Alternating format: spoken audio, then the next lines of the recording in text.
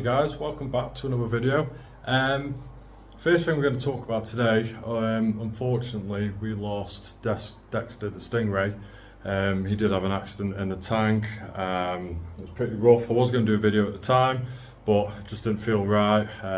It was hard enough to deal with and explain to the kids exactly what happened. But he got himself injured on the plants, and he was dragging the plants around that were stuck in his barbs. And when I did manage to untangle him, he couldn't move half the side of his body. Did treat the tank, but I think it was a little bit too far gone then. He was basically just staying still, wouldn't move, wasn't doing anything, and unfortunately didn't survive the night. So yeah, that was 5 days ago now. Now we're going to do this video. Yeah, it just didn't feel right just doing a video at the time, you know. It was just a bit awkward. So yeah, so in today's video we're going to talk about actually how expensive this hobby can be, and can you do it on a budget. And what I say is yes you can, but there is sacrifices that you have to make. So we're going to discuss that and we'll crack on. So you can see this is the 6 foot B2.5 B2. This was from Facebook Marketplace. It only cost 150 quid, and that's including the sump, which did have a little bit of media in and a few other bits and bobs. We had to put some added extras to it. Was the pump. That was the J-Cod pump, which was 100, just shy of 100 quid, so now we're on 250 quid. This size tank, brand new, best part of £1,000, and that's without any filtration added or anything like that. Just sit down here. In fact, we got that little light on, we'll just turn that off. So yeah, so that's the filter. Tank, 250 quid, and then if we go in here, we'll talk about what I paid to put inside. Just put the lights on, bear with me. So we've got the sponges, 10 quid off Amazon. Some balls in there, another 10 quid off Amazon. So what are now 270. Plants and decks came out the old tank. You can find them quite cheap on Facebook. And then Wavemaker was at the old tank. That's an old one, because the one that I had with the tank actually didn't work. So that's why you can see a little bit of debris, which I'm going to do a water change just after this video. And new Wavemaker's coming this weekend. Everything else is up towards cost is the fish, really. Oh, in fact the lights. So we did these on a real budget. These are just outdoor lights put on. I don't have them on all the time because they are quite powerful and they do get quite hot, but if you buy them from the shop you can get them from B&M for 6 quid each, which, you know, compared to a Fluval light or anything brand wise, for a 6 foot tank you're talking 150 quid maybe max, something like that. So it can be done on a budget, but you do have to have sacrifices. As you can see, the nasty little makeup job there done with the silicone. It's not aesthetically pleasing compared to brand new tanks. You see the silicone marks there where it's been resealed, but you can get a decent sized tank for not a massive amount of money compared to what you would brand new.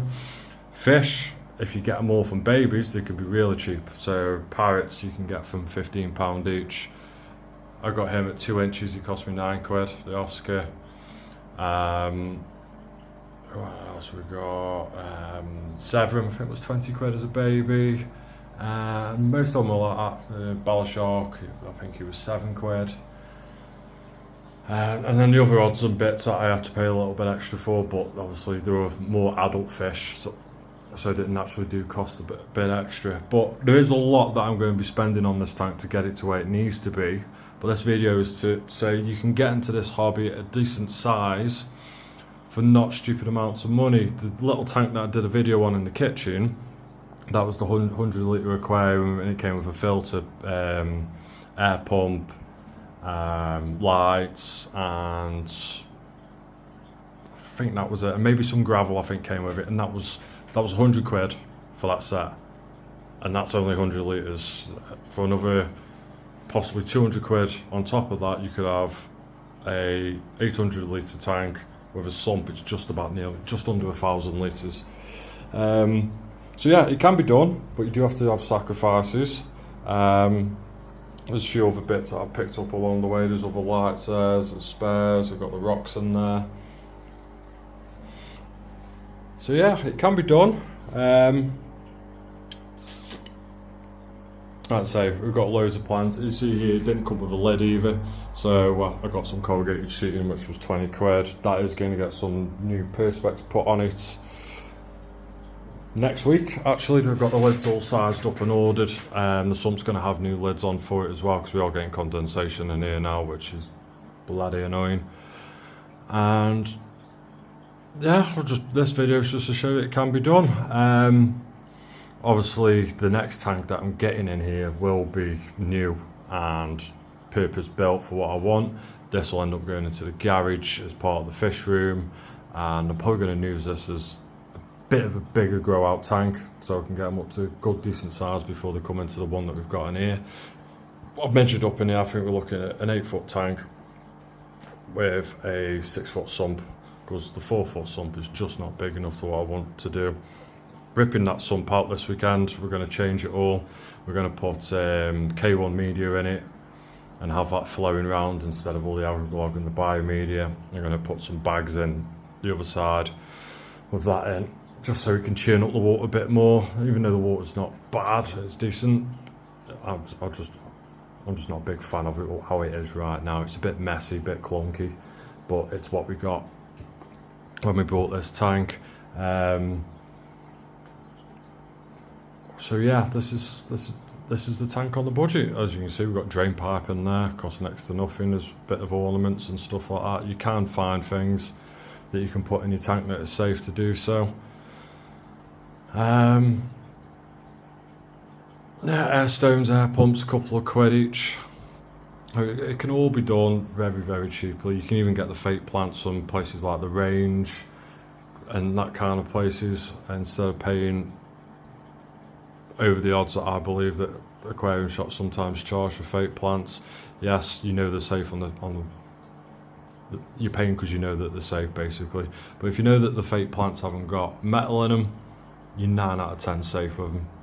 I haven't had any problems with outsourcing fake plants from other places, as in it being dangerous to the animals of chemicals or anything like that. Yes, I did lose the stingray due to the mossy plants that are in that tub there, because that's where he got stuck in and thrashed himself around on the wood. Even though I put small bits of wood in thinking he was going to be okay, I paid the price and it wasn't. So I'm not sure if we're going to get another stingray in the future, but if I do, everything's coming out of this tank and it'll just be sand and maybe the fake plants at the top. But we'll see what happens in the future when it comes to adding different fish into this tank.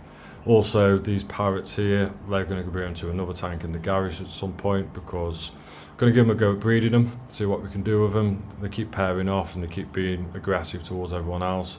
So yeah, we're going to get them moved out. Let's see what we can achieve from there, which will create a bit more space in here, give some of these guys a bit of respite. Like the tinfoils are getting peppered a bit by them because the parrots want that corner, but the tinfoils like it in that corner because that's where the flow comes through. So yeah, that's it for today's video, guys. I just wanted to say, like, this can be done on a budget. It's not great on the budget, I must admit. I'd rather have a nice pristine new tank, and I think a lot of people would. But if you want to get into the hobby, you don't have to be afraid. I think the most daunting thing is when you're buying a second-hand tank, is making sure that the tank is sealed properly. When we filled this tank up, we did 30% every couple of hours as we were filling it up, just to make sure that the glass was settled and it was okay. I brought second-hand tanks plenty of times before and I've never had an issue with them leaking or anything like that. You just got to be asked the right questions when it comes to the owners. How long have they had the tank? When was it last sealed? That kind of thing. I'll leave it there, guys, and yeah, please like and subscribe, and I'll see you on the next one. Take it easy.